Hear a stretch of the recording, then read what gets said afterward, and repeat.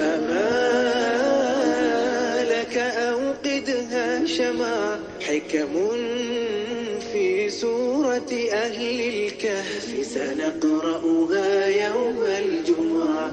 الآية من بعد الأخرى لما تستع معها صبرا لا تسأل عن شيء حتى يحدث ربك عنه ذكرا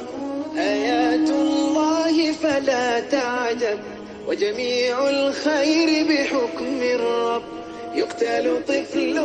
ينقض سور وسفين الفتية قد يسقى في كل بسم الله الرحمن الرحيم الحمد لله رب العالمين الحمد لله على نعمة الإسلام وله الشكر على نعمة الإيمان نحمده سبحانه وتعالى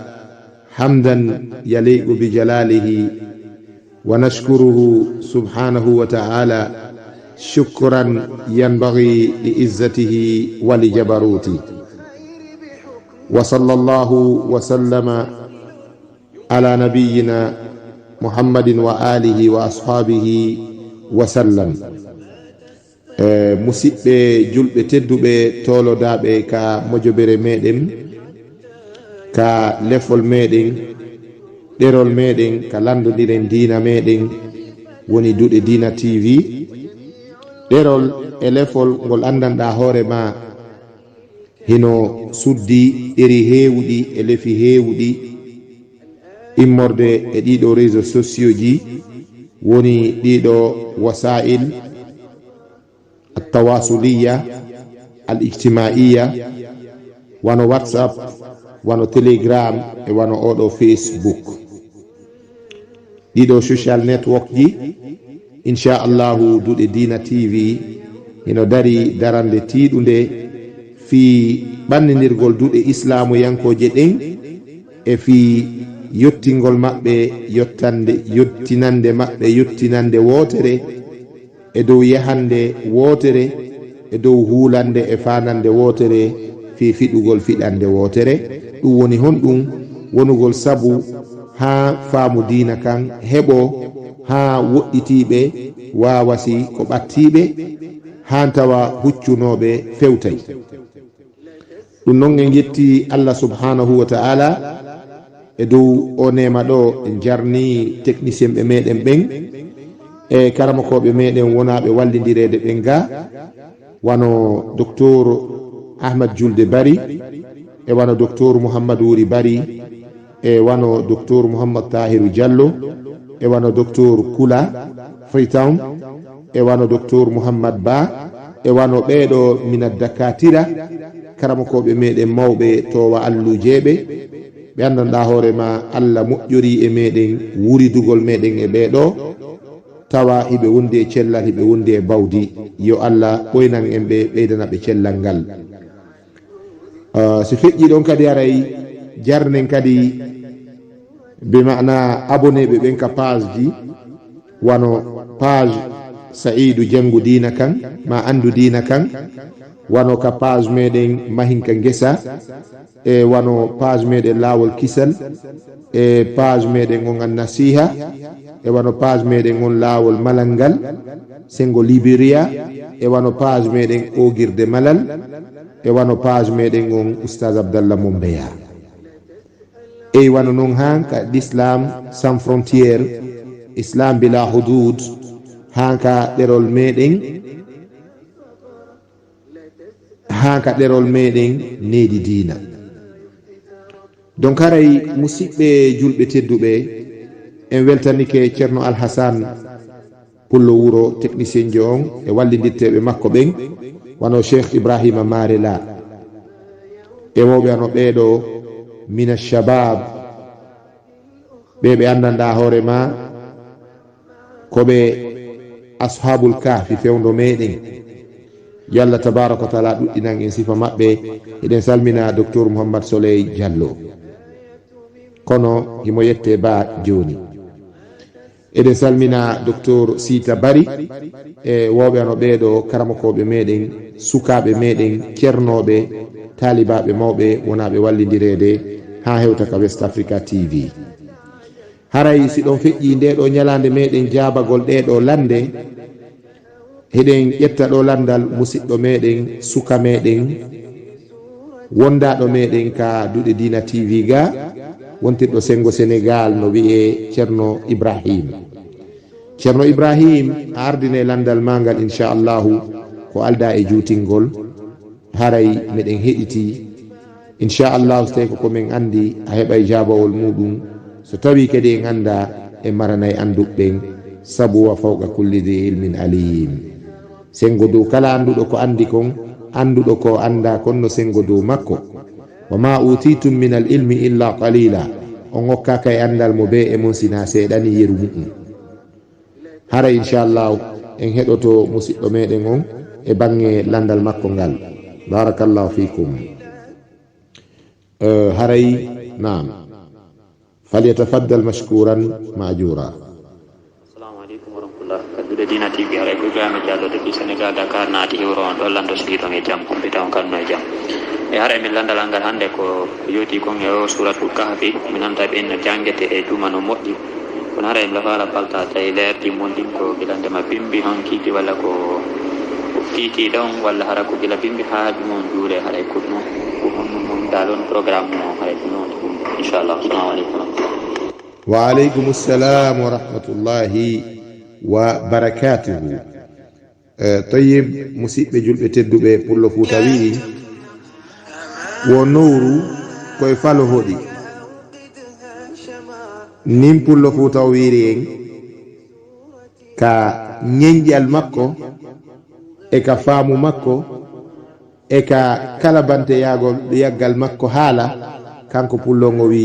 nowru ndun ko e falo woni ko hoɗi, ɗum woni en nani di fi jangugol suratul kahfi ñande juma. simore wiyeten nden suratul kaha,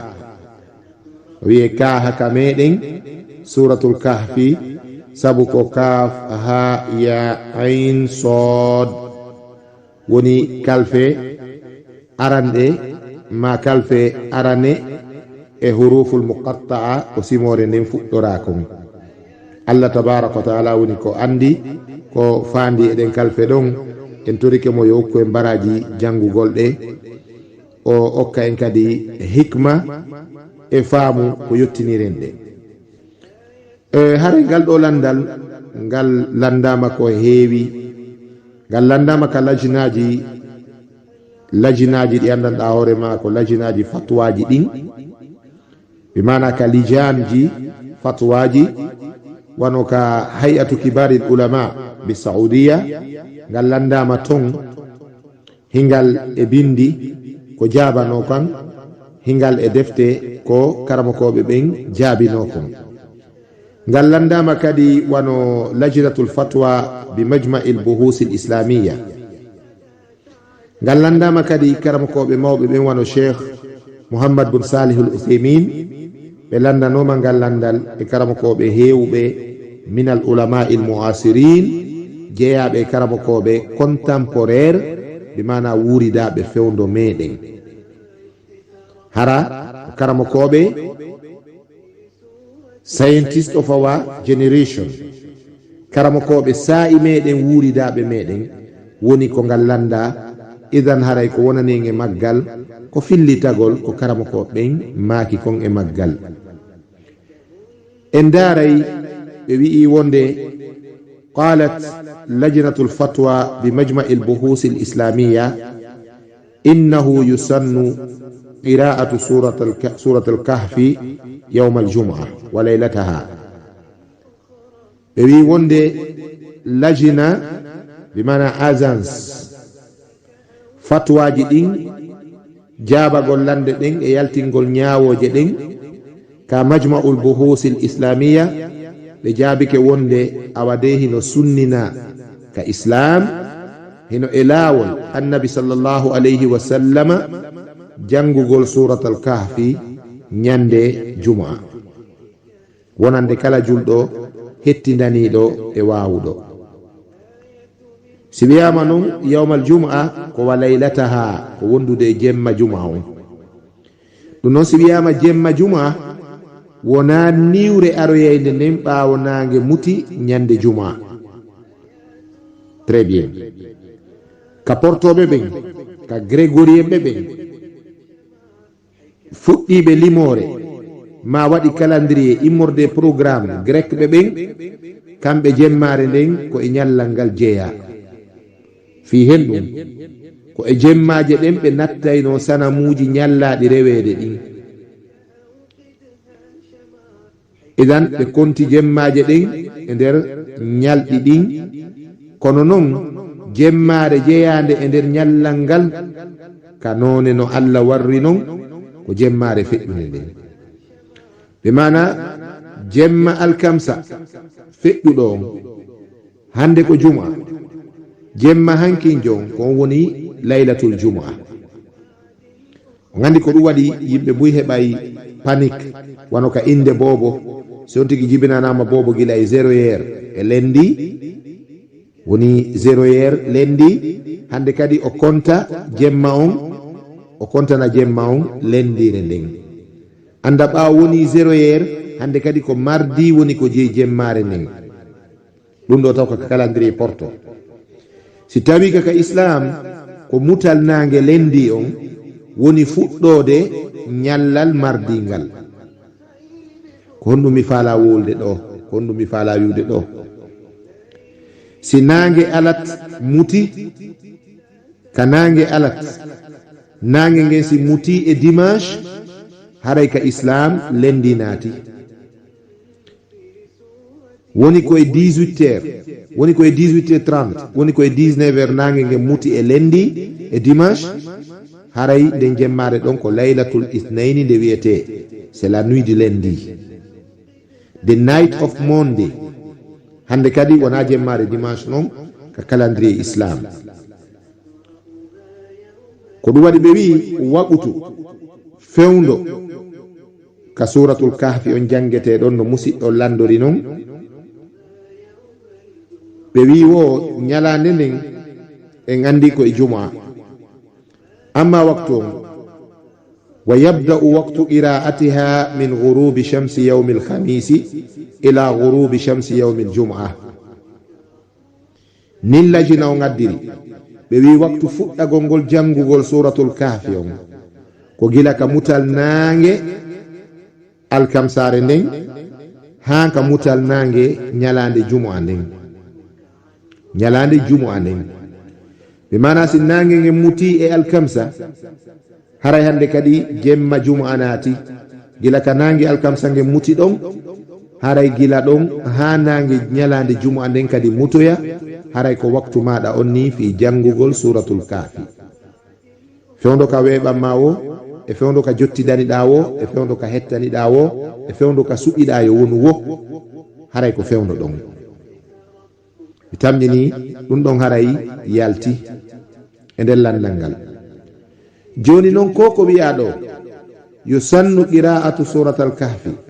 yawma al-jum'a wa laylataha ko li qawlihi sallallahu alayhi wa sallama. ɗum ɗo fu jangugol suratul kahfi ñande juma ko sabu maako annabi sallallahu alayhi wa sallama kaɓe maaki ɗon man qara'a suratal kahfi yawma al-jum'ati adaa lahu min an-nuri ma bayna al-jum'atayni. aywa kala on janguɗo suratul kahfi ñande juma o norɗinante, o jalbinante e norɗinande e hentinande immorde e annora minan nuri ma baynal jumu'atayni. immorde e annora konko woni hakkunde jumu'aje ɗen ɗiɗi. bimana o heɓay annora, o heɓay ndeygu, o heɓay jalbinanede annora mo andanɗa hoore ma o waloto gila e nden jumare ɗon ha e jumu'are aroyayde ndeya kadi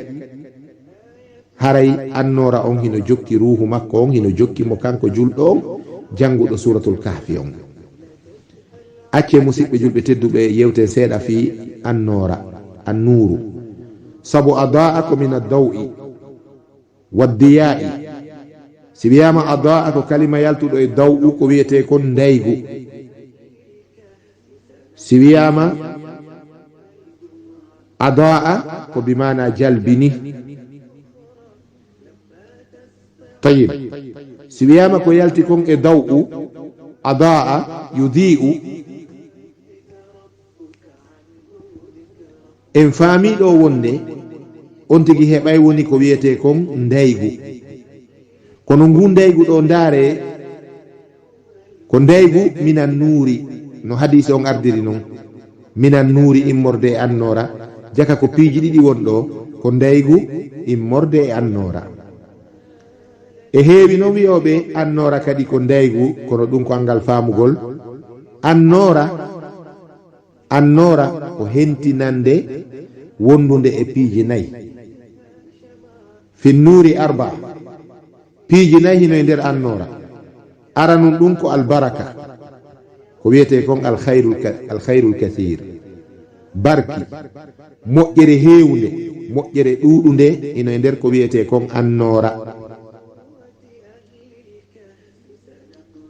moƴƴere heewde ino e nder ko wiyete kon annora finnuri sakina ino e nder ko wiyete kon kadi nuur ko wiyete kon deƴere ɓernde deƴere wonki deƴere miijo deƴere gurdan deƴere mayde sakina fa anzala allahu sakinatahu ala rasulihi wa ala almuminin wa alzamahum kalimata attaqwa wa kanu ahaqqa biha wa ahlaha ay kanu ahaqqa bisakina ɓeɗo gomɗinɓe heɓe fodde ko wiyete deƴere wonki e deƴere fondo e deƴere miijo allah wi min waɗani ɗum nelaɗo allah on min waɗani ɗum kadi ɓeɗo gomɗinɓe wondunoɓe e makko idan fi nur assakina deƴere no nder ko wiyete kon annur hino nder annora kadi ko wiyete kon alhidayatu peewal hidayatu tawfiq peewal ko ɗiɗi ko hidayatul irshad e hidayatul tawfiq ulama o en no janto ɗi hiɓe daɗɗa ɗi hiɓe yañña ɗi hiɓe jolnana ɗiɗo dalilaji majji on immorde qur'ana e sunna kon woni hidayatu irshad ko peewal sabu tindinore goɗɗo no yarayno beere o yidayade moƴƴo on darnamo jeeja mo accu addanamo ayeje fi harmugol beere jantanomo hadiseje bone beere hollamo hay ka muulu makko ka fitra makko ka tagudi makko lorra beere oɗo yawo miijito o wiya modi kaari laaɓanila reedu haray gila hande mi yarata beere oɗo heɓi peewal kono ko honɗum e peewal o heɓi ɗo ko hidayatul irshad ko goɗɗo allah tindini goɗɗo allah immini e makko yo ar tindinamo laawol peewal ko ngal peewal ɗon annabi sa sallam makanno seydna aliya la an yahdiya allahu bika rajulan wahidan hayrun laka min humuri ni'am si allah fewniri aden gooto sabu maɗa yo ali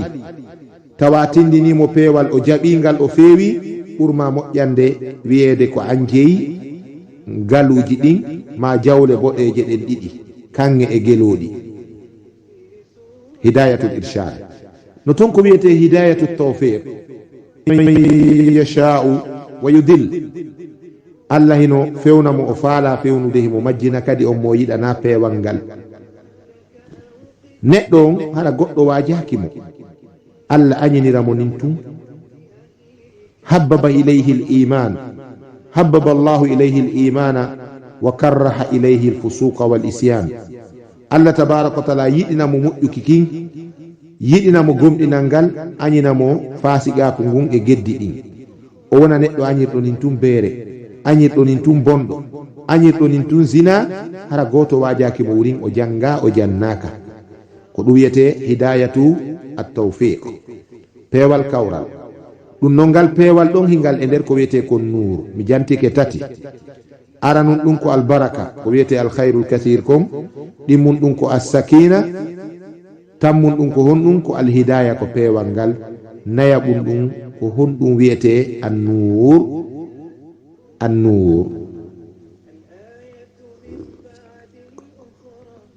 النور كضوء في الحياة الحياة الإيمانية كندايغو غانداندا هوري ما arayngu wona ko jalbina laawol niɓɓugol ka neɗɗo hato jinno torso la wona ndaygu ampoule huɓɓinteɗo e nder chambre wiyete nuur ko ndaygu jomiraɗo yanko arayngu waalo ka ɓernde neɗɗo on tawa ɓernde makko nden si nangani si fewti e ko iwri ka bange Allah kon haray ɓernde nden hino softani hino yiɗi hino wurani si ari e bange metteyɗi Allah yeddirɗi Allah ɗin welayɗi iblisa ɗin hara ɓerde o tigi nden no mayɗi e muɗum himo découragé himo désianci himo aami bimana ɓernde makko nden orientatamo sina e faade ko Allah yiɗi yarli ɓernde makko nden accata o liiƴoro o yaara e faade ko mettata Allah tabaraka wa taala ɗum ɗo ko ɗum wiyete annuru ko ɗum waɗi Allah tabaraka wa taala wi'i kanko Allahu nuru samawati wal ard Allah woni annora asamawji ɗin e leyɗe ɗen bimana kanko jogi ɗi jantaɗi ɗo as-sakina wal baraka wal hidaya e ko wiyete kon tumaninatun fil iman ko Allah jeeyi ɗum ɗo dow gawo ley gawo mo waɗani wo o waɗani bimana annur ko wiyete annora kon ko bimana daneri peewal daneri ndeƴere wonki ko andanɗa hoorema ko abstract wona hissi a yirata gite ɗen a memata kono haray hino ɗon si hino e neɗɗon hino andoro honɗum o nangata sina lawol Allah tabaraka wa taala o huwata sina kuugal ngal Allah yiɗi yarli a tawatamo sina ka Allah yiɗi mo yarlimo ɗon o wonta hulowo Allah idan jangugo suratul kahfi non ñande jumu'a hino okka ɗi jantiɗen ɗo yo Allah tabaraka wa taala okku en ɗi musidɓe julɓe tedduɓe ka gayni tagol landal musidɗo meɗen on wona hande wona enen fuɗɗa landede fi jangugol suratul kahfi ñande jumu'a si en daari gando meɗen mawɗo eɗen janto inde makko sabu nde ɗo toɓɓere wona wi'ugol haray ko ceerno bi mana ceernojo mo buy andi ma mo buy jangata defte muɗum ceernojo misrijo woni a cheikh mouhammad moutawalli Sha'rawi defte mawɓe noon haray piiji buyno nder ton piiji ɗi andanɗa hoore ma e wano Abdoulhamid Kishki mo karama koɓɓe wiyata hatibun bil layli on tenirowo jemma on emo heewi hebbinorgol konguɗi cheikh Sha'rawi kono fo e muɗum cheikh Sha'rawi ɓe maki wonde yazunnu l-ba'du khati'an qira'ata surat al-kahfi yawm al-jum'ati bid'a maki wonde buyno sikka wonde haray jangugo suratul kahfi ñande juma ko bid'a kono ɓe maki inna qira'ata suratul kahfi yawm al-jum'a laysat bid'a lakinna al-khata'u fi an tuqra alanan wa ala kulli muslimin an yaqra'aha ma'a nafsihi ceernoɓe maki kamɓe cheikh on wonde sikkoɓe ɓen wonde jangugol suratul kahfi ñande juma ko bida haray koye hoore paljol ɓe woni bal ɗum ko sunna jangugol suratul kahfi ñande juma ella on ko honto woni ko argol moɓo waɗa groupe janga joni sende kamilu mo be jogo suratul kahfi hara hay goto heɗanaki oya wano yasin jangirante mayɓe non ma wano qur'ana sendirte non ka sadakaji jange la ahad yastami'u wala yansit hay goto ara heɗaki hay goto ara deƴƴari ɗum noon Allah tabaraka wa taala no wino idha quriya al-qur'anu fastami'u lahu wa ansitu la'allakum turhamuna haray ko yon deƴƴitu deƴon heɗitano ɗon jangowo deƴanon al-qur'anare nden fi yo Allah yurme on kono hara fof no woro waranno enne natuɗo e nder atelier broderie goto ala heɗitade oya ɗum ɗon woni ko sella kon. Amma mo beeyo jangan hoore mum janga sownito yeru mum kañum nanina hoore muɗum fii wota falju ronka andude falji haray ɗum ɗon ellala e muɗum ñande jumu'a on. Wa adafa cheikh خلال حلقاته عبر التلفزيون المصري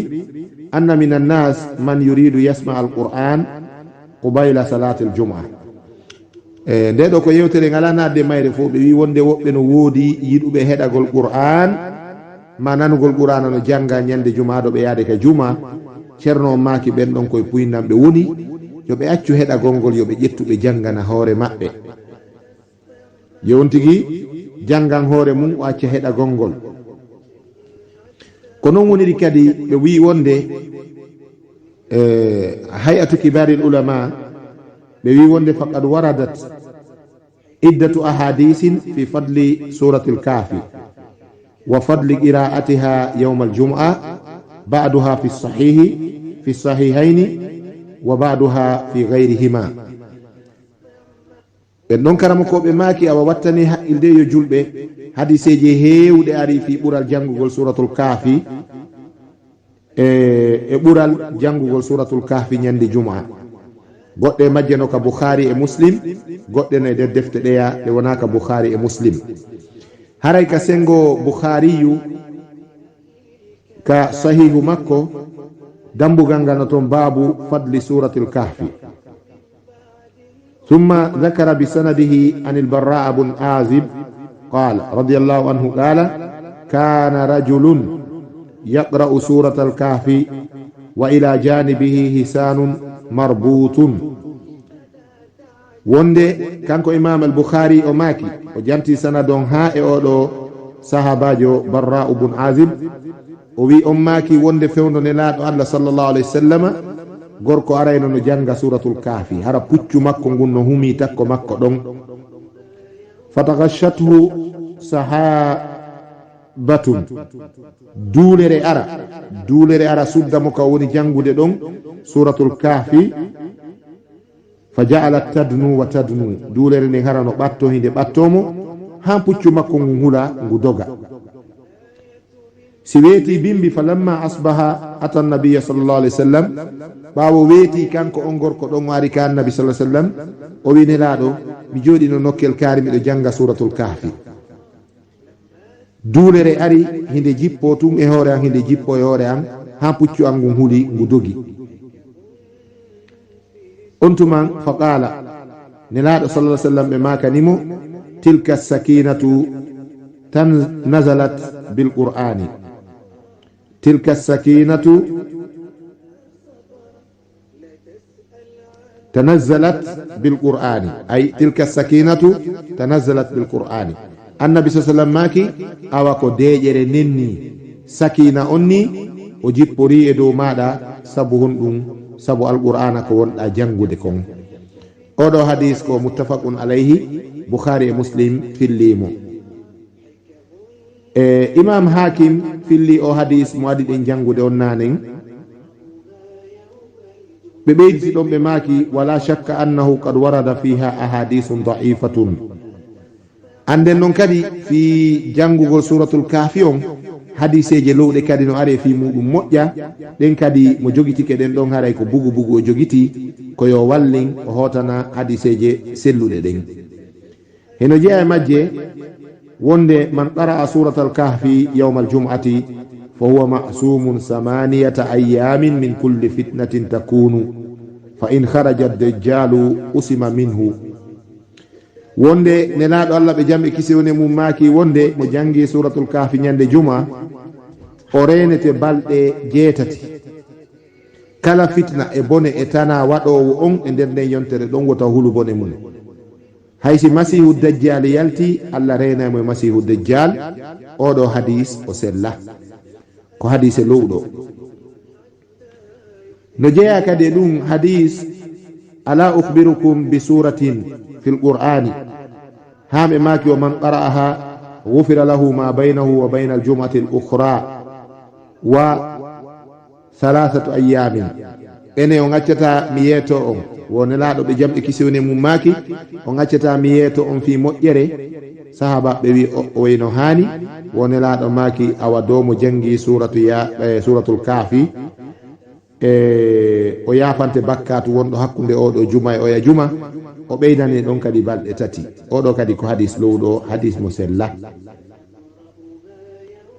kono fof e muɗum haray hadiseje arɗe ɗen e fi suratul kafi wonɗe ɗen ka bukhari e ka muslim hadis muttafaqun alayhi on goɗɗo wawata ɓurude on ɗon hadis goɗɗo wawata yeddude sellugol makko e hino kaw ari ɗon e hino kaw woni ɗon musidɓe julɓe tedduɓe suratul kaf no jogii ibraji tasakuyeji ndaare allahu tabaraka wa taala ka qissa Musa e Khadr ko feƴƴi hakkunde maɓɓe kon fii kaaɗo laana ɓe ƴawi ka laana e hoore ɓe haldi wonde Khadr no yeeti Musa kala ko yiwɗa miɗo waɗa wota landolande haa min mi humpite hatta uhdisa laka minhu dhikra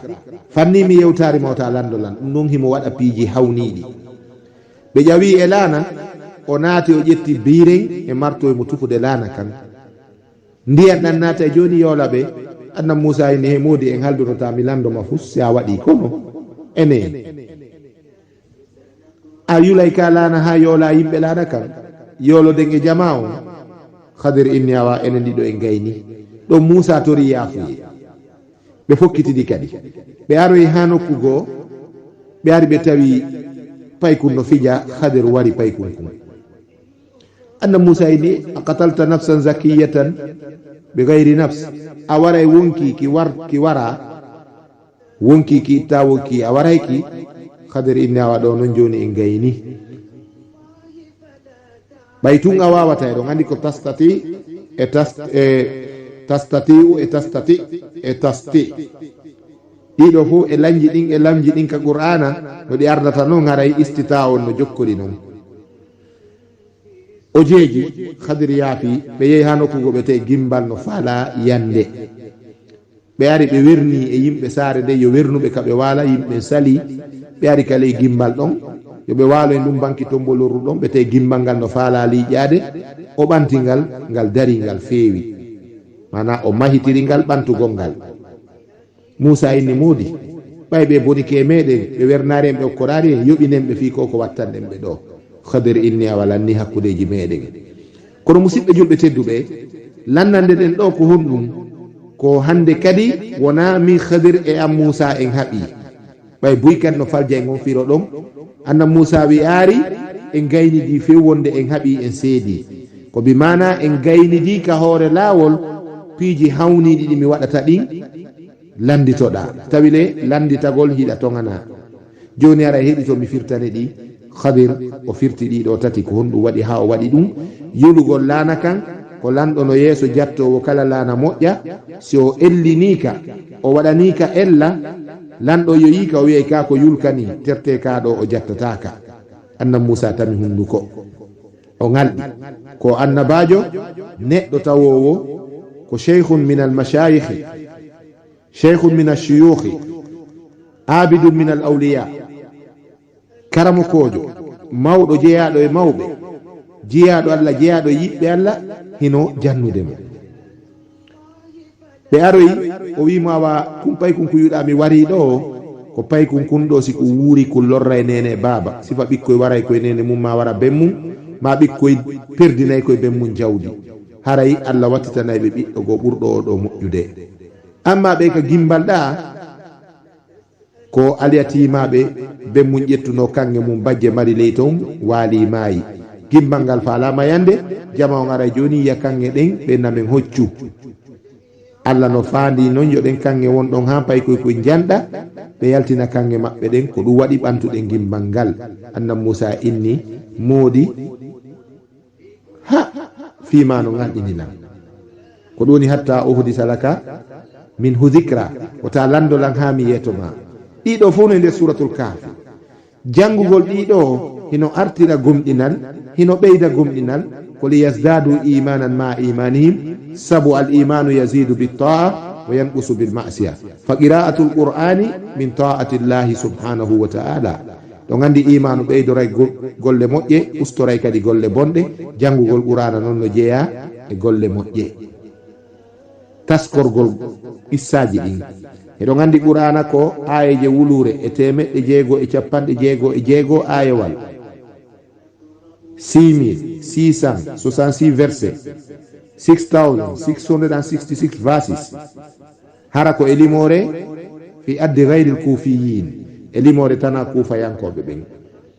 joni noon ɗe ayeje guluje 1666 qur'ana ayeje wulure ko qissa e tasakuye alfu aya qisasun wa ibaru ko qissaji wulure wondude e tasakuyeji mum e ko ɗi firti e ko ɗi ɓeydanta gomɗinɗo ko ɗi okkata faamu e haqqille kulol allah e iman kon Allah tabaraka wa taala yewtiri ɗi e nder qur'ana hiɗi toon qissaji wulure mo taski kadi o ɓeydoto ɗum noon suratul qaf no ƴetti kadi qissaji hewɗe ɗi wulureji ɗon heɗon andi fi kañum suratul qaf ko cippoto annabi sa sallam no yewti fi sababu nuzulo imamul bagawi no janti ɗum e fillaye mo ɓe ƴetti e juuɗe imamu tabari ka tafsir makko ɓe artiri fillaye on ka tafsirul bagawi mufassiruna en winduɓe tafsiruje ɓen hino janti sababu nuzul on wonde jippagol suratul kafi ko alyahuda ɓen madina heɓe habbori nelaɗo sa sallam darugol hihi si tawi ko nelaɗo e hoore gonga yimɓe no iwde partout e adnallah no arde landoɓe fi o nelaɗo feeñuɗo makka ene o ko nelaɗo gonga ni kako ko yimɓe makko ɓe wimo kon bihi jinna feetere nangimo alyahuda ɓen inni madina nahnu ahlu kitabin minen komin yimɓe defte nantazirhu meɗen habbimo ɗo ida wasala ilayna nas'aluhu so hewti kamen ɗo minen min landotomo meɗen mari lande so jaabi keɗen haray ko nelaɗo ko annabajo yimɓe makka ɓen nani ɗum ɓe nuli kisan madina faabe men moƴƴinanon men lande ko min jarribora o aaden amen min anda si ko nelaɗo min daranamo lawol si teyna o nelaɗo ɗum min dumba mo haray min andi o feeti min regilamo ɓe moƴƴini lande ɓe wi awa landemo goo landemo fi sukaɓe no mutuno ɓe arno lanɗo no nodditi allah yimɓe no hooranamo yimɓe no sujjanamo yimɓe no hirsanamo yimɓe no rewamo min dunillah eɓe acci ɗon allah lande fiɓen sukaɓe ɗon si o yewti on fiɓen sukaɓe mandite goo so gayni lando ɗon mo fi neɗɗo watnoɗo hare commandanjo l'armée lanɗo molanaɗo no wiye zulkarnayni ko on wiyete alexandre le grand king alexander landemo fi on ɓe wi so jabori on nin e nin e nin e nin e nin ɓe sifi fop tawi ko ɗum ɗo e ɗum ɗo yewti on fi makko mandine lando ɗon mo fi ruhu so wi mo andi fi ruhu o yewti on fi ruhu haray fi o gongi e ɗiya ɗiɗi ko fenowo na o annabajo kono so wi on o anda fi ruhu ɗiɗa ɗiɗi noon o jonni on jabawol jababuye komin jaabi on kon ɗo komin tindini on kon ɗo o wi on fi ruhu ɗum ɗon o anda ko allah andi haray si on gomɗinay gomɗine ko nelaɗo ko annabajo si on waɗari ɗum haray on hayki teddungal mongal onon arabe ɓe makkankoɓe ɓen ɓe mooɓi ɓe ari ka zillul kaaba ka darul nadwa ɓe noddi nelaɗo sallah sallam ɓe wi ya muhammad nas'aluka an fityatin mbeɗe landoma fi sukaɓe geddunoɓe e lanɗo kaarijo ɗum ko dikkiyanus kon ɗum wiɗa fi ɓen allah tabaraka wa taala jippini ɗon ayeje ɗin wa nahnu naqussu alayka naba'ahum bilhaq innahum fityatun amanu bi rabbihim fazidnahum huda heɗo gandi wona ɗon haala kallanni allah wi meɗen qissanoma fi sukaɓe gomɗinnoɓe jooma mum ɓen noon ko sagataɓe wonno hecciɗuɓe nde ɓe gomɗinno jooma maɓɓe min fiɓi gomɗinal ngal ka ɓernde maɓɓe ɓe wi min rewata ko wona allah ɗum noon lanɗon dekkiyanus ko wona ɗo rewede ɓe wi minen min rewata sina allah idan faqad qulna idan shatata si tawi min rewi goɗɗum ko wona allah haray min feni ko non nelaɗo jangiri qissa on ha kaɓe ɓuuri humpede ɗon ko ɓe jelo. Allah wi hey ko ɓe hasaba nangal barer nun timmini ɓe hasaba nangal o pooɗi ha o pooɗi o wi ɗum fof ko rajman bil ghaibi allahu a'lam bi iddatihim. Allah andi nombre maɓɓe on. amma yer ko ɓe walino ko fammere ɓawo ɓe raɗama ɓe yalti leydi ndin ɓay ɓe yeddi rewgol lanɗon ɓe wi kamɓe ko Allah tum ɓe rewata. lanɗo wi ɓe nangue ɓe yalti ɓe dogi ɓe waɗama exil bareru iwtiri ɓawo maɓɓe wo ko ndu wiyete itmiru du bareru ɗo gardiɓe no sikkude du nanganayɓe